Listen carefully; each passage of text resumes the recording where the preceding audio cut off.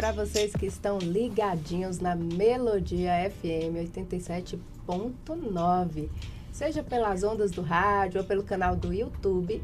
Esse é o Crescer e Brilhar, o podcast da Eneida Sol e do Joelísio Fraga, meu parceiro. Estamos aí. Esse homem sumiu, me deixou sozinha, mas ele está de volta. Eu sei que vocês sentiram falta dele aqui na semana passada. Recebi mensagens, direct, mas olha ele aqui. Tava se tratando, né, Joelísio? Tem que cuidar para cuidar, né? Verdade. E hoje nós temos aqui um convidado, gente, o Gustavo Cândido, né? Ele que faz parte da Casa do Amor, que é enfermeiro, especialista em paliativismo. Eu tenho que falar várias vezes, né, pra gente não errar. Seja muito bem-vindo, Gustavo. Muito obrigado. Prazer estar aqui com vocês, participar desse programa. Que bom receber você aqui, né, Joelísio? Felicidade, viu? Para quem não sabe, ele é filho de Carminha. Ele é filho da Carminha. Ela que fundou a Casa do Amor, né? Isso, exatamente. Quem é Gustavo? Bem, eu sou enfermeiro há 15 anos, né? Desde a época da faculdade eu já fazia trabalhos voluntários na Casa do Amor, né? E prestava assistência aos pacientes oncológicos. E aí, depois que eu me formei, eu comecei, né, a trabalhar na Casa do Amor, atuar de fato como enfermeiro. E, passado o tempo, eu fiz a especialização, fiz outras pós-graduações, mas fiz especialização em Salvador, em cuidados paliativos. E aí eu descobri que eu já fazia cuidados paliativos e não sabia, né? Legal. E aí, a partir dessa qualificação, a Casa do Amor também teve benefícios em poder ter profissionais qualificados que atuam nessa área, né? E aí contamos com a equipe multidisciplinar também, que não tem como fazer cuidados paliativos sem a equipe multi. Certo. Ô, Gustavo, a primeira vez que eu tive na Casa do Amor, aí você entra, vai naquela recepção, que aí eu senti uma tristeza ali, né? Vi aquele ambiente, o pessoal sentadinho ali. Aí eu fui recebido pela sua mãe, né, Carminha. Aí Carminha começou a me mostrar a casa, e aos poucos que eu fui entrando e conhecendo a casa, essa tristeza foi embora, foi sendo substituído por amor, né? Pelo que ela estava fazendo ali, aquela doação dela, aquele carinho, né? Aquele respeito, aquele tratamento com dignidade. Então, nossa, é muito amor ali. Não podia ter outro nome, Casa do Amor. E saí de lá leve, né? É impressionante a doação, né? O trabalho de vocês ali. De tristeza não tem nada ali, né? Apela que, tipo assim, aquela tristeza não vê ali, mas quando você vê todo aquele trabalho de vocês ali, é impressionante e a gente sente realmente a presença de Deus. Um lugar que trata aquelas pessoas que vêm de tudo quanto é canto, né? Eu acho importantíssimo, né, desmistificar essa visão que as pessoas às vezes têm da Casa do Amor, porque ali, às vezes a pessoa pensa que vai chegar ali e vai encontrar um paciente caquético, paciente com muita dor, né, aquela questão assim terrível até para a pessoa ver. E, na verdade, aquela casa, eu costumo falar para as pessoas que a Casa do Amor é um laboratório de vida, né? Ali é onde a gente aprende a ser melhor como ser humano, a gente aprende com os pacientes, nas histórias de vida, e a gente faz o possível para não ter aquele ambiente hospitalar carregado, né? Às vezes, até quando tem um óbito ali na casa, a gente faz o possível para aquele ali não contaminar os demais pacientes e acompanhantes, e a gente tenta fazer o possível para que ali seja um lugar em que eles tenham força para poder continuar o tratamento, né, para poder lutar, porque precisa ter a esperança, precisa ter a realidade, e esses pezinhos têm que caminhar juntos. Isso. Para você que está assistindo, está nos vendo, vale a pena conhecer a Casa do Amor. Com certeza você vai ser uma outra pessoa. Você sai de lá renovado, viu, Eneida? Vale a pena você ir. E a gente acaba pensando, Joelísio, né? Assim, o que realmente acontece ali na Casa do Amor, né? Porque a gente ouve falar, a gente vê as pessoas levando doações e tudo, mas a gente não sabe ao certo como funciona a Casa do Amor. E eu queria que o Gustavo falasse um pouquinho como que funciona a Casa do Amor. Bem, a Casa do Amor é uma instituição filantrópica, né? É uma instituição que não tem fins lucrativos, onde acolhemos pacientes oncológicos em tratamento, seja esse tratamento cirúrgico, de quimioterapia, de radioterapia ou de cuidados paliativos. A nossa única exigência é que o paciente vá com um acompanhante, né, por conta do número reduzido de profissionais e também por ter uma pessoa para prestar esse cuidado integral ao paciente. Então, nós temos 120 leitos lá na Casa do Amor e esses pacientes, eles recebem assistência de enfermagem, assistência psicológica, médica quando necessário, inclusive tem médico lá na Casa do Amor voluntário que presta esse serviço, temos nutricionista e voluntários, né, que prestam também serviços de práticas integrativas, que também é muito importante para o paciente em cuidados paliativos.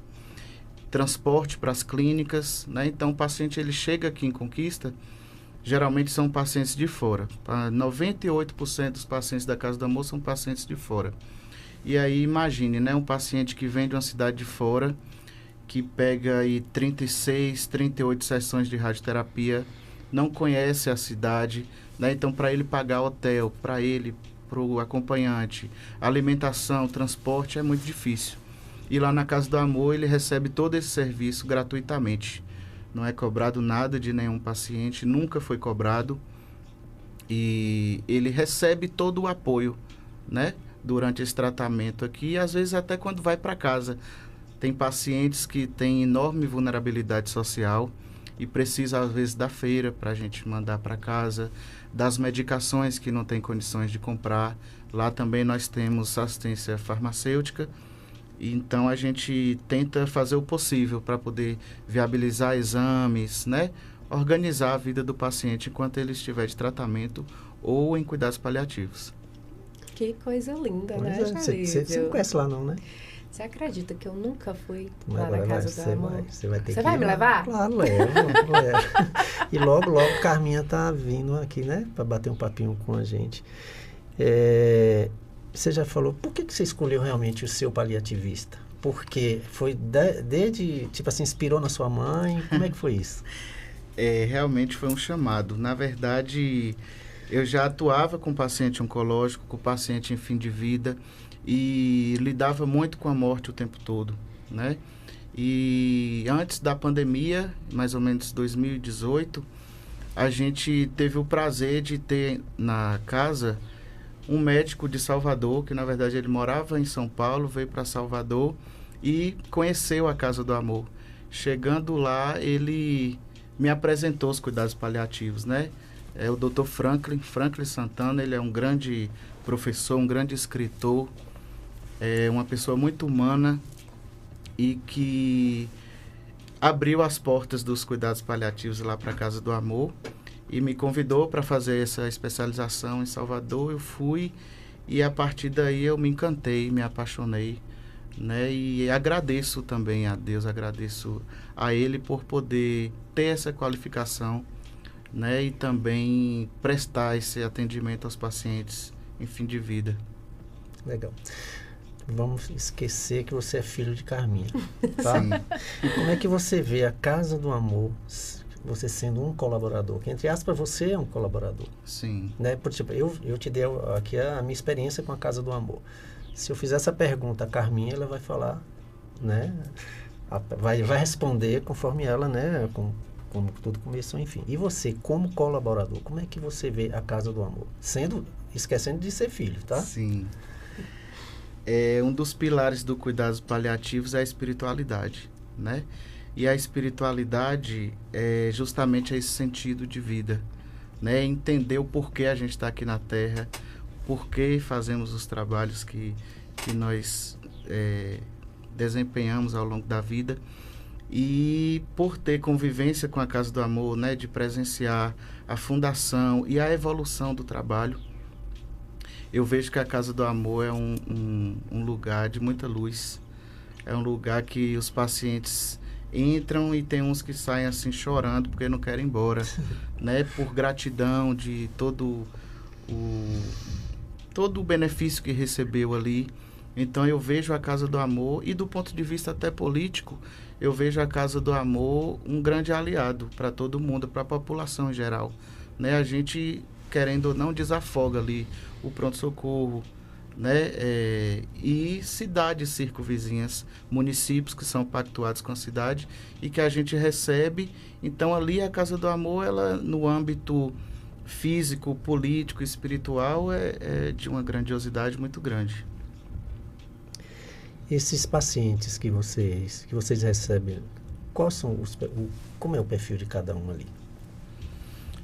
Bem, geralmente são pacientes, né, como eu disse, que têm uma vulnerabilidade social, são pacientes carentes, mas também recebemos pacientes que têm condições, que às vezes preferem ficar na Casa do Amor do que ficar no hotel sozinho, por exemplo, com acompanhante, né? Mas são pacientes que são lavradores, são pacientes da zona rural, são pacientes que infelizmente não têm acesso à prevenção primária em saúde, né? Então às vezes já chegam lá na Casa do Amor com a doença avançada, né? Sem saber realmente de fato o que eles têm.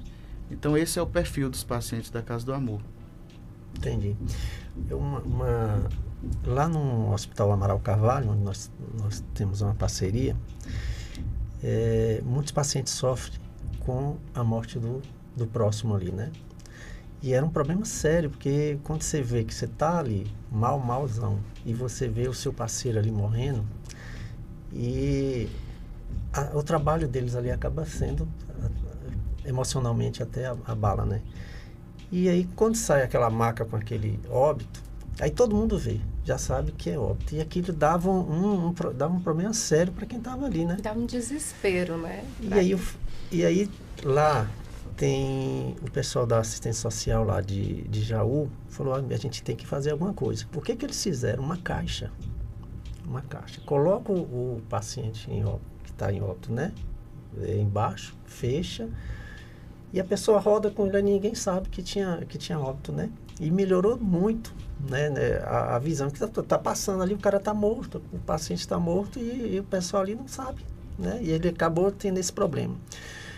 Como é que você convive lá quando tem um paciente com os que ficaram vivos, com os que estão vivos, e que é evidente que tem muito óbito lá, né? Em decorrência disso. Como é que você lida com quem ficou vivo ali? Na verdade, tem pacientes que ficam muito abalados e tem pacientes que aceitam, né, a situação. O propósito maior dos cuidados paliativos é fazer com que os pacientes aceitem a finitude. Sim. Né? Então, a gente precisa conversar, e tem pacientes que não conseguem compreender de imediato, né? E aí tem a questão da negação, tem a questão da barganha, tem a questão da raiva, da depressão, que são os processos da morte e do morrer, que é inerente a todos nós, seres humanos. Mas a gente tenta fazer o possível para poder suavizar essa situação, compreender que ela vai acontecer com cada um de nós, né? Fugir disso, não falar disso, é um erro, é um equívoco, é um engodo. Então a gente precisa entender que a finitude existe, se preparar, né? O que a gente precisa entender é que precisamos ter educação para a vida e educação para a morte. Sim. Né? Eu sei que todo mundo, né, quando parte um ente querido, vai chorar, vai sentir falta, e é normal.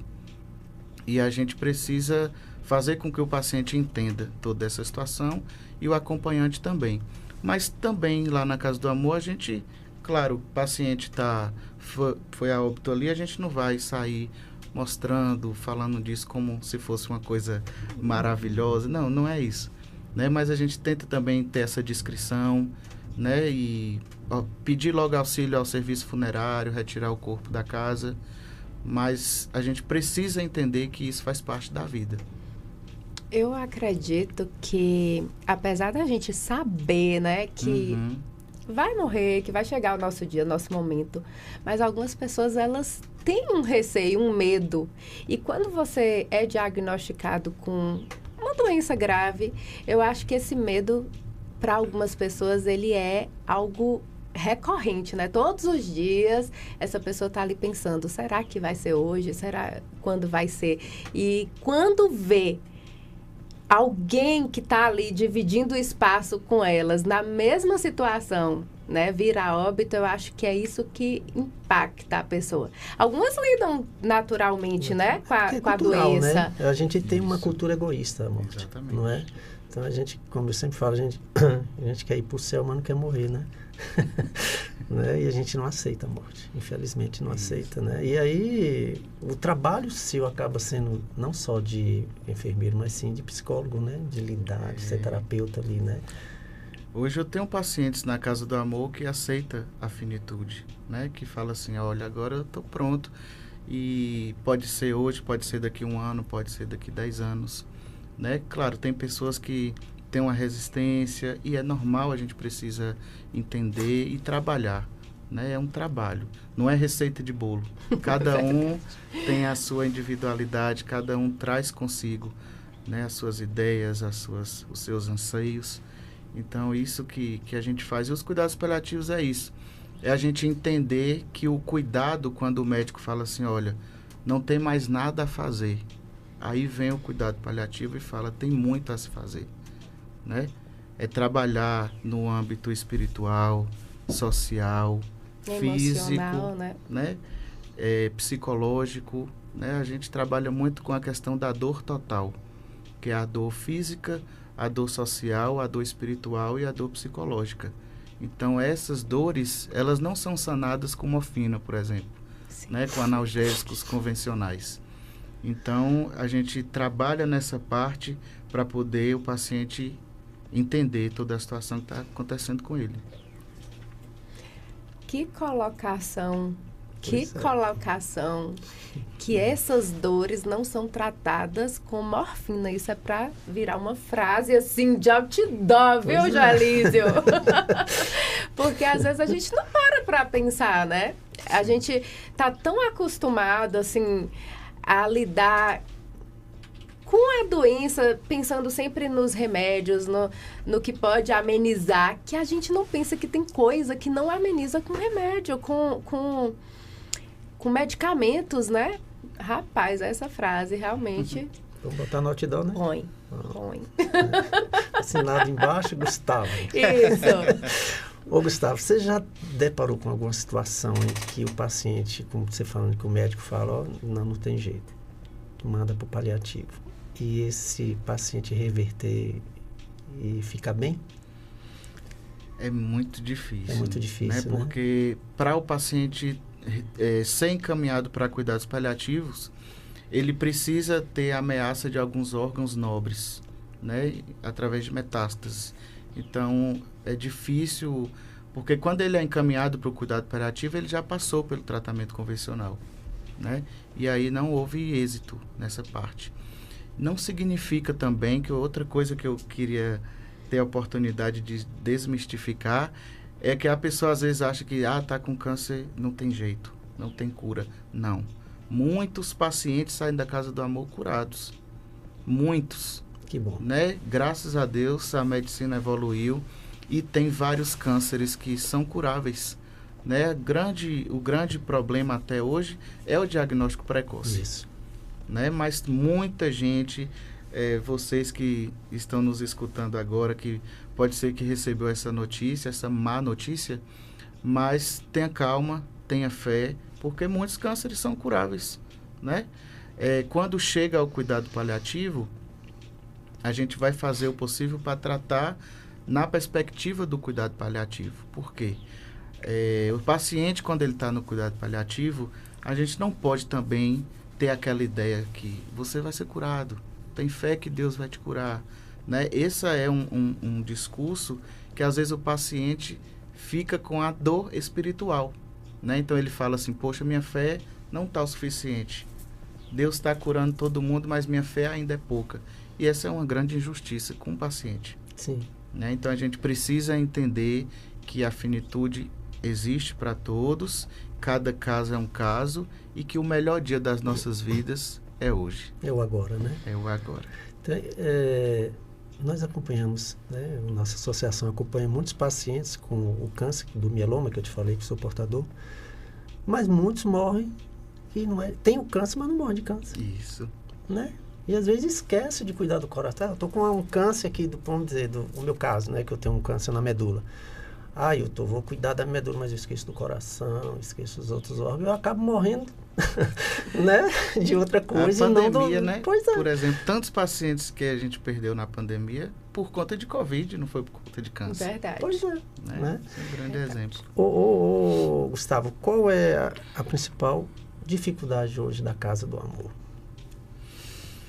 Eu estou te perguntando porque, tipo assim, você, para quem está assistindo, ele não é só um enfermeiro paliativista lá da Casa do Amor, mas ele está diretamente ligado, né? Ele é, tipo assim, ele é filho dela.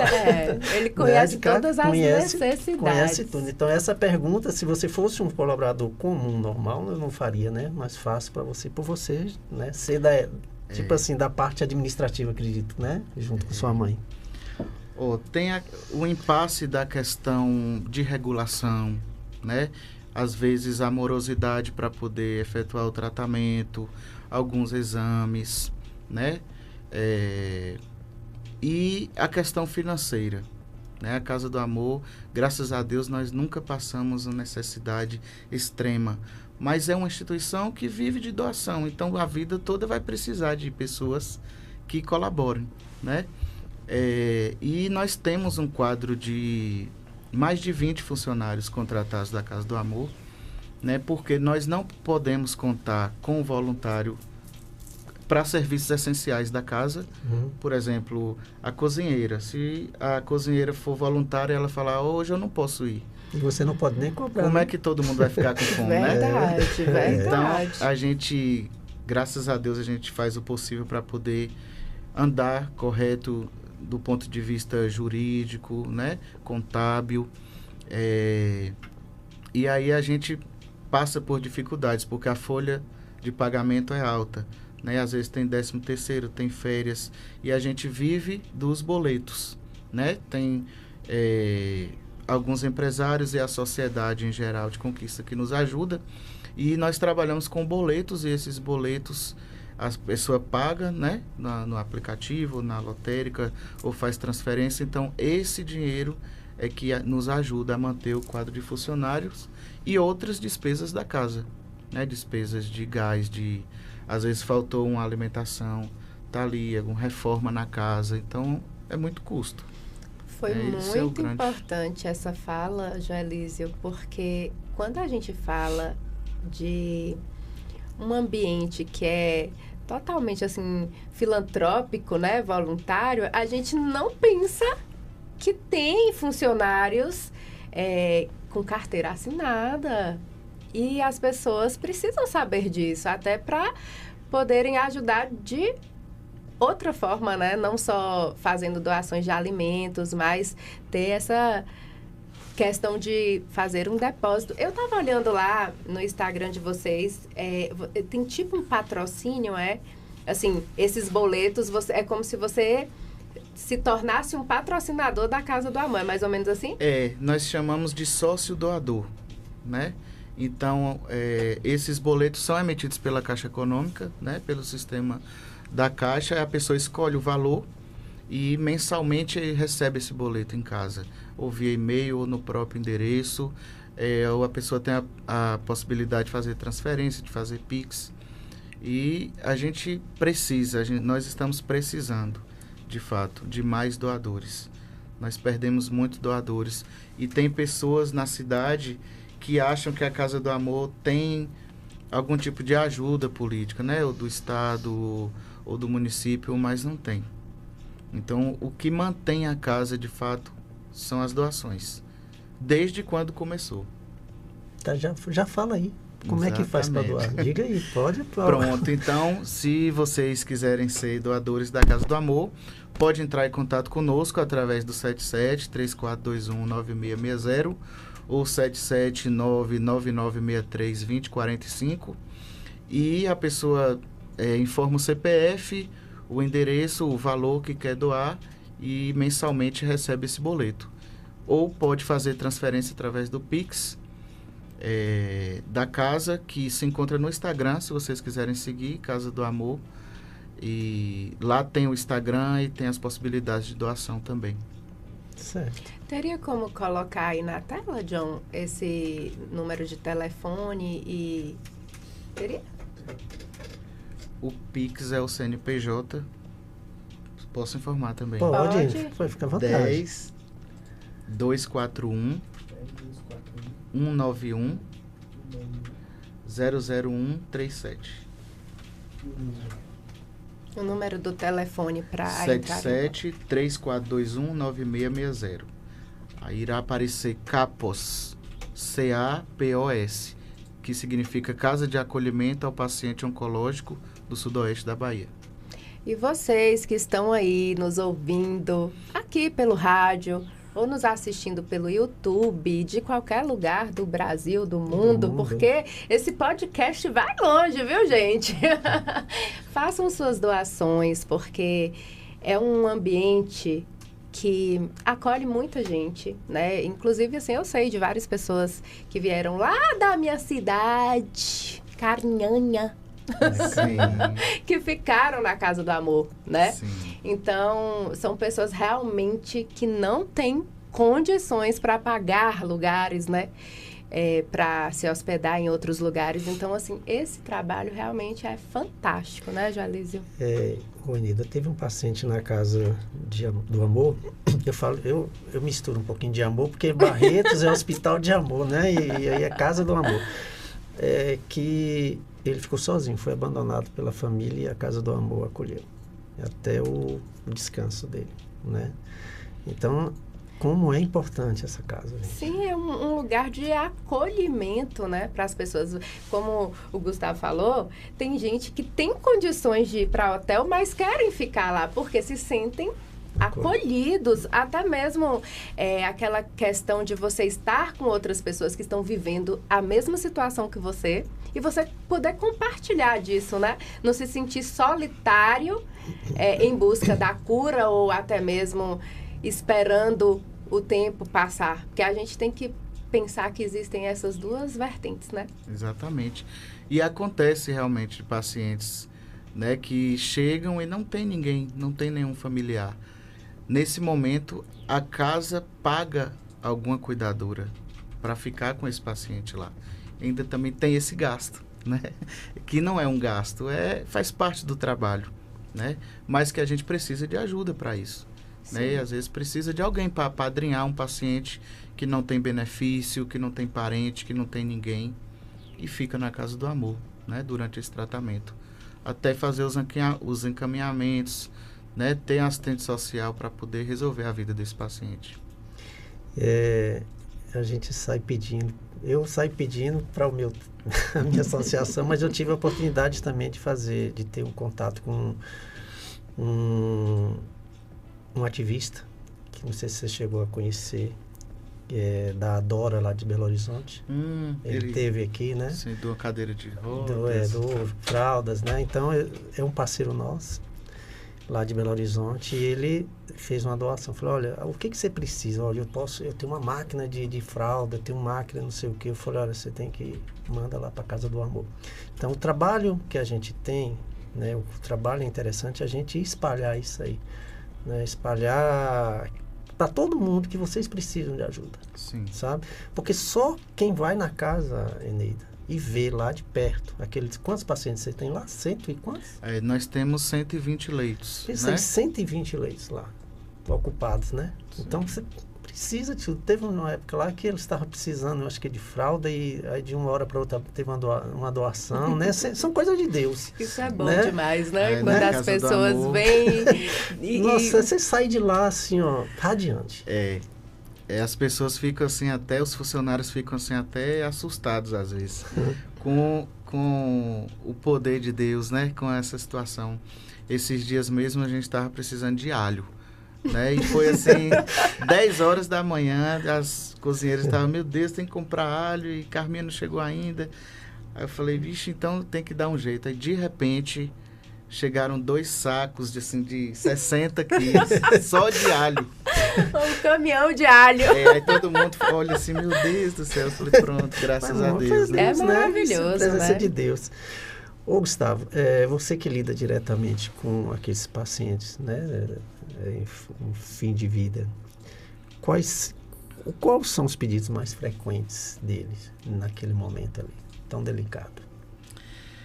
Geralmente, na minha experiência, sim, né? Sim. Geralmente são pacientes que são mães, né? Que são pais, que querem partir e os filhos, né? Têm os filhos. Então, é um grande apego, é um grande... É difícil, né? O paciente se desligar disso.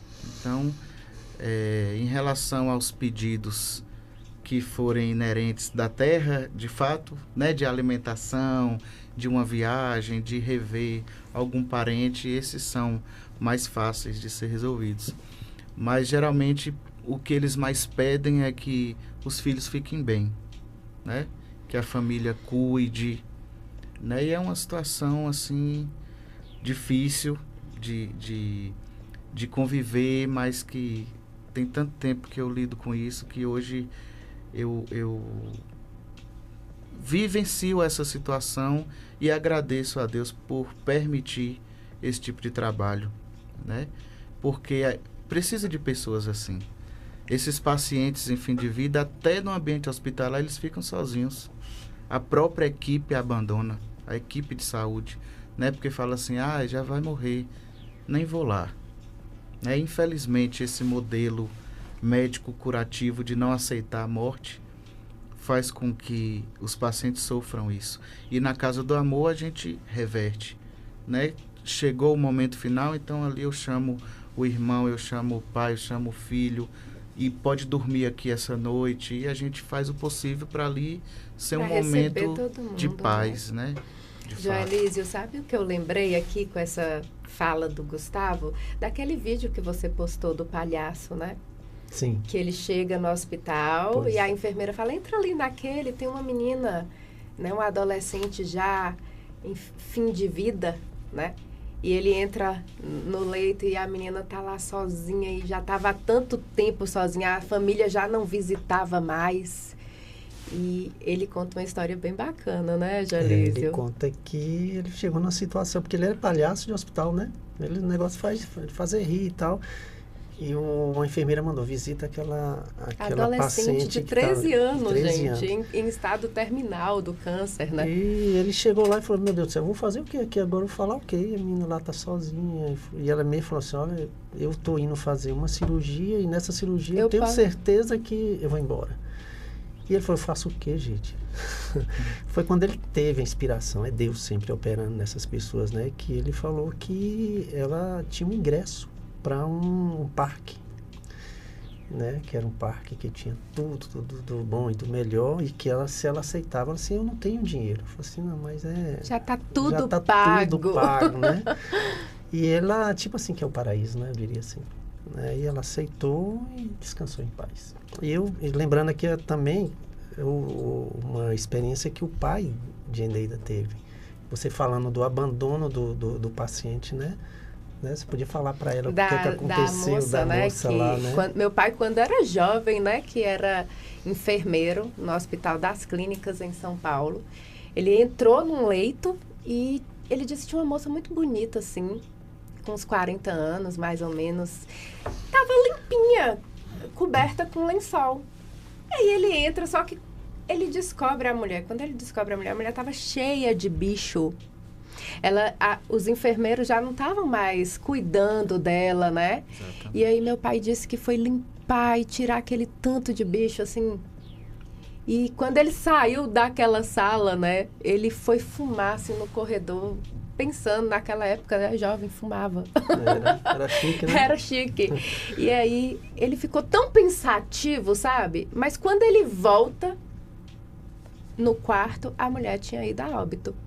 E aí, a gente tinha comentado no dia, né, Joelísio, sobre essa questão do paliativismo, de que ela estava esperando, né, por um momento de cuidado para que ela pudesse ir embora em paz, mas não se sentir como um descaso, né? Se sentir abandonada total, porque até pelos próprios enfermeiros, né? Pela equipe médica, e isso é muito triste. E no dia a gente falou sobre essa dignidade, né? Morrer com dignidade. Exatamente. Eu já tive a oportunidade de presenciar muitos e muitos óbitos, né? E às vezes o paciente precisa ali de realmente um profissional que pegue na mão e fale: eu estou aqui com você, né? Vá em paz, fique tranquila, né? E para ter todo esse momento, o paciente precisa estar limpo, o paciente precisa estar confortável, né? Para a gente começar qualquer intervenção nos cuidados paliativos, nós precisamos sanar os sintomas físicos, né? Você não pode ter uma boa conversa com a pessoa vomitando, a pessoa com dor, a pessoa com falta de ar, com diarreia, né? Então, precisa primeiro ter uma intervenção desses sintomas físicos para a partir daí a gente avançar nos outros quesitos. Mas, assim, a Casa do Amor já me ensinou e me ensina muito, né? Pacientes jovens, pacientes que às vezes precisam do nosso cuidado mesmo, do nosso apoio para poder partir, né? Para poder se libertar do corpo e recomeçar. Como você falou, né, Gustavo, a questão espiritual, que foi o caso do palhaço. Ele chega ali e oferece, né, entre aspas, um bilhete pago, o ingresso, só né? de ida, né? Só de ida, para um lugar maravilhoso. A gente pensa assim, né? E ele faz uma oração com aquela menina quando ela diz: sim, eu quero. Né? Então ele vai e ora com ela, né? Então é a questão da espiritualidade que você falou, de trabalhar esse sentimento, né? De você estar partindo, mas partindo bem fisicamente, espiritualmente, né? Exatamente. Isso é muito importante. É o que todo mundo deveria ter, essa dignidade, né? Isso ter uma morte digna é um direito de todo mundo, né? Infelizmente isso não acontece, mas a gente precisa dar visibilidade a isso, né? A esse tipo de cuidado, né? Que às vezes a medicina ela não tem esse olhar holístico, né? Hoje às vezes você vai no médico, ele é cardiologista, ele não quer saber se sua barriga está doendo, ele só quer saber do seu coração. Verdade. Né? Então, o cuidado, o médico paliativista, ele tem esse olhar, ele enxerga amplo, o que né? o paciente traz ali. É uma Ele história de enxerga vida. o paciente num todo, Exatamente. né? Não em partes. Exatamente. Ele enxerga o ser, né? Perfeito. Ô, Gustavo, você já trabalhou no hospital? Já trabalhei no hospital por outra empresa. Porque, na verdade, eu trabalhei numa faculdade durante 10 anos como preceptor. Sim. Então, eu ia com os alunos para o hospital. Então, você tem como fazer uma diferença entre o hospital e a Casa do Amor? Qual é a diferença? Muita diferença, viu? Muita diferença, porque é isso que eu falei. Às vezes o paciente está ali num processo difícil, o que ele quer é só ver o filho. É só ver a mãe, a esposa, e no hospital não pode. No hospital tem um horário de visita, não pode isso, não pode aquilo. Não pode entrar na UTI, dependendo, né? Isso, por exemplo, às vezes tem um paciente que está ali, né, numa situação da doença mais avançada, e ele fala assim: ai, eu quero tomar uma Coca-Cola bem gelada. a gente pega e dá Coca-Cola bem gelada. Isso é muito real, né? É aqueles pacientes que falam assim, ô meu filho, eu tô com a vontade de comer uma buchada. Pode? E vocês levam buchada? Claro que pode. Por que não pode? Bem. Né? Claro, se for um paciente diabético, eu não vou poder ali ofertar alimentos que vai ameaçar de fato a vida ali naquele momento. Mas a gente tem essa diferença de hospital, né? De chegar assim... Teve um fato muito triste na Casa do Amor, de um paciente que ele tinha um câncer de cabeça e pescoço e ele usava uma sonda de gastrostomia para alimentação, uma sonda inserida no estômago, e ele não podia comer nada, né? E aí foi uma época de Natal e algumas pessoas fizeram uma ceia, né? Colocou lá um peru, salpicão, arroz, farofa, e ele olhou toda aquela comida, né? E chegou para a irmã dele e falou assim, coloca um pouquinho para mim de cada coisa. Aí a irmã falou assim, mas como você vai comer? Vai lá, faz o prato. Aí ela foi, fez o prato, né? E trouxe. Aí quando chegou, ele... Só cheirou e falou assim, era só para cheirar mesmo. Ai, gente. Né? Então, acontece muito disso. E hoje a gente tem métodos com que o paciente sente aquilo de fato. Tem como se fosse uma chupeta de criança que tem uma redinha, né? Ah, sim. E às vezes a gente coloca o alimento que o paciente quer ali e pede ele para ficar ali sentindo... Só chupando, né? O sabor ali na boca, mas não pode engolir, mas enfim... O que eu quis dizer é que a gente tenta fazer o possível para ter intervenção nisso bem, e né? ele se sentir bem.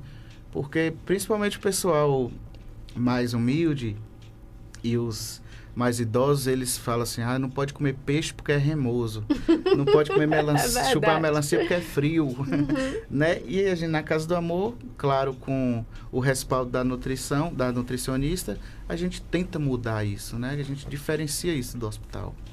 Então, acho que esse é maravilhoso, né, Jalísio? Não, é perfeito. Grande diferença. Sabe que o meu pai teve uma época que ele ficou internado, muitos dias, tipo assim, 30 dias internado. E não foi câncer, mas ele tinha perdido os dedos dos pés e tal. E ele ficou em isolamento por conta da bactéria, né? Ele sentiu uma vontade de comer um bife acebolado. Ele falava, traz pra mim esse bife acebolado, porque no hospital não serve certas coisas, né? Sim. Então, eu fico imaginando essas pessoas, né? O quanto elas sentem necessidade de comer diferente.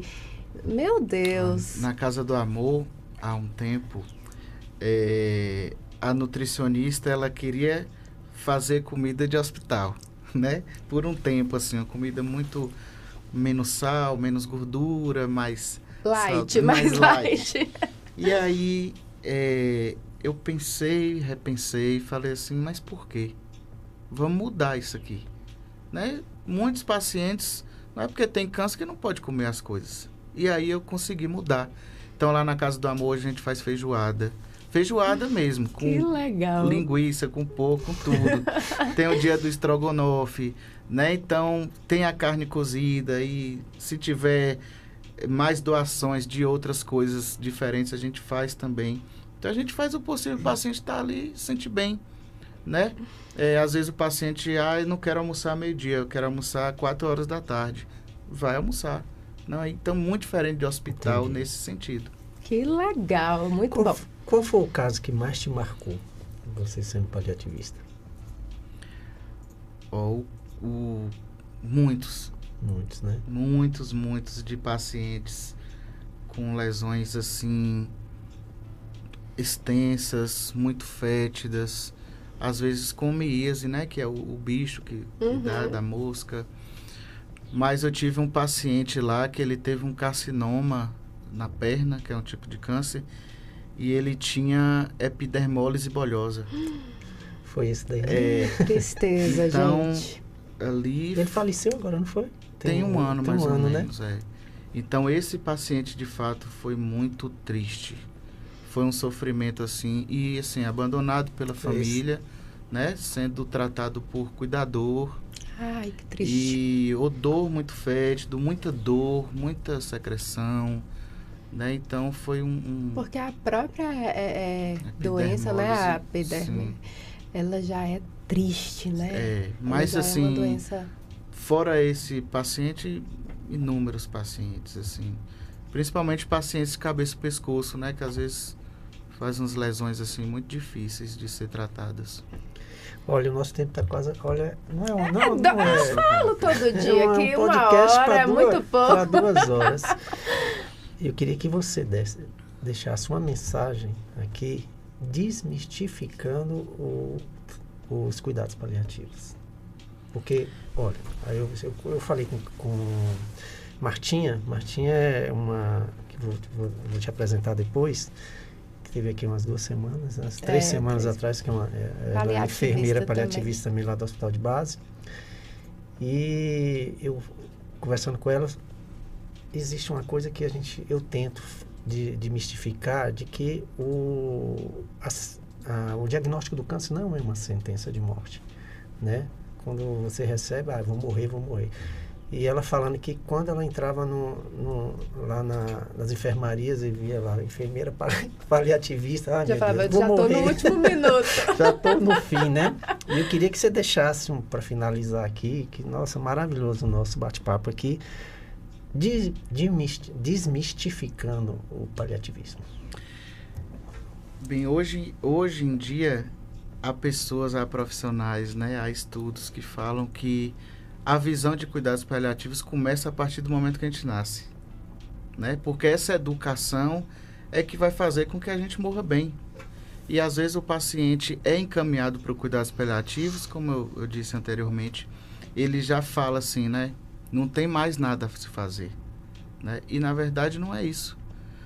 Tem pacientes em cuidados paliativos que ficam 5 anos, ficam 10 anos, né? Não é uma sentença imediata de morte. E como você mesmo falou, às vezes o paciente está ali em cuidados paliativos, ele morre atropelado, né? Ou de outra situação na vida. Doença. Então, nós precisamos, né? A sociedade precisa desmistificar essa questão dos cuidados paliativos, como muitas pessoas têm, por exemplo, com UTI, né? Fala que vai para UTI, vai morrer. Ai, meu Deus, e não é. Isso é muito, né? Sério. E os cuidados paliativos, a gente precisa abranger esses âmbitos que eu falei, que são espirituais, que são sociais, psicológicos, espirituais. E tem muita coisa, de fato, a se fazer, né? O importante é o paciente ter a oportunidade daquele dia, daquele momento, né? Ter a oportunidade do perdão, ter a oportunidade de perdoar, de ser perdoado, de amar, de ser amado.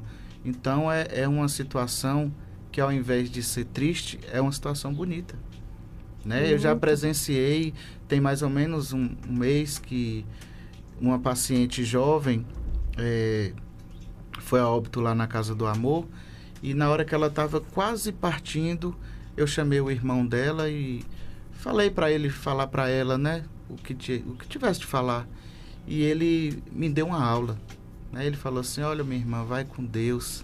Eu te amo, eu estou aqui com você, obrigado por tudo. Então, ao invés de ser aquele momento triste, né, de desencantamento, de tristeza, de raiva, ali é um momento de amor, né? Quem ama, deixa ser livre, deixa partir. Verdade. Então, precisa ser desmistificado de fato, os cuidados paliativos. Olha, tá de parabéns, viu? Só tem que agradecer a Deus por existir pessoas como você, como sua mãe, né? Que doa. Né? Sua mãe vive para isso. Vocês vivem isso, né? E a conquista, né? Tem que agradecer cada minuto pela Casa do Amor, né? Existir, né? Verdade. Eu só queria, antes de terminar aqui, Gustavo, para você corrigir o número do telefone ali, que acho que ficou faltando um... É 324, 77-3421-9660. 3421. Gustavo, obrigada pela sua presença. Foi maravilhoso o bate-papo. Amei quando você falou sobre essa questão de que tem coisas que não se trata com morfina. Você vai colocar isso no outdoor. Tá. E eu quero, assim, pedir para vocês colaborarem com a Casa do Amor, né? Porque é um projeto muito bonito e que precisa. Né, dessa colaboração. E só agradecer. pode fazer a visita lá, né? Claro. Que tem setores que não pode ir, né? Tem os isolamentos, sim. enfim. Mas para você que quer ter uma visão diferente de sua vida, vá na Casa do Amor. Com certeza você vai sair de lá renovado, né? Eu agradeço a oportunidade de estar aqui hoje falando da Casa do Amor, falando desse projeto que é maravilhoso, que ajuda tanta gente, né? E falando também um pouquinho dos cuidados paliativos, que é a minha vivência diária e que pouco se fala, né? Então agradeço de coração estar aqui. Pronto. E para vocês que estavam aí nos ouvindo e nos assistindo, ó, um beijo no coração e até a próxima semana, né, Jonísio? Se Deus quiser. Tchau, tchau. Tchau, tchau.